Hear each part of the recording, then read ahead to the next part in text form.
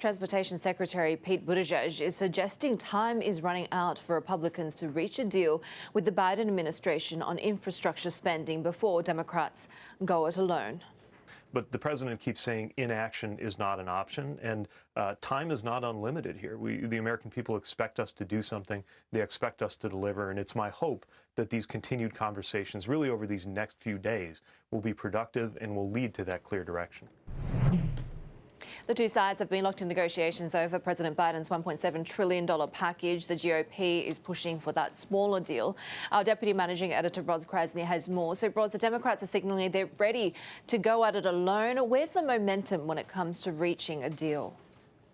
Well, it definitely seems like, Heidi, nothing much was achieved over the weekend, but the President Joe Biden will meet again in the coming week with Shelley Moore Capito, the West Virginia Republican who's been one of the leading voices on this, and on other Republicans as well. And according to Capito today, she believes that Biden really wants to reach that bipartisan deal. But as you say, Democrats are very, very antsy about this, and they don't want to be seen as just sort of tricked by Republicans, and I don't think there's a whole lot of trust there. A lot of Democrats, for example, Kirsten Gillibrand today from New York just indicated that in her mind, Republicans are not negotiating in good faith and are just really trying to draw this out. So Congress is due to come back in a week's time, and I think if nothing more is achieved on the third counteroffer from Republicans, that Democrats may just pull the plug.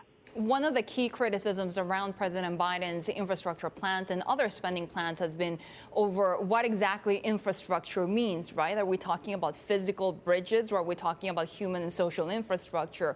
Is there a common definition at this point?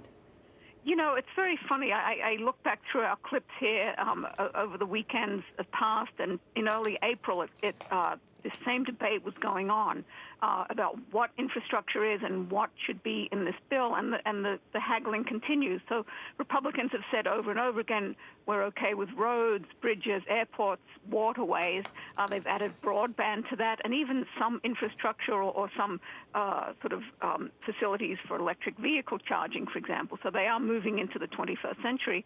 But Biden, the Democrats, including his transportation secretary today, have talked about social infrastructure, including, payments for home health care and payments for long-term elder care, which is funded in Biden's plan at something like $400 billion.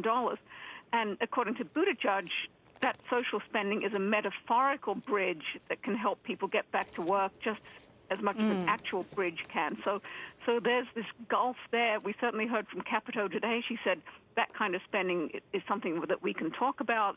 It's great, but it shouldn't be in this bill. So Will it work to split off the old school infrastructure and do that on a bipartisan basis, and then have a second or third measures on the social spending? It seems like that's something that could have been achieved weeks ago.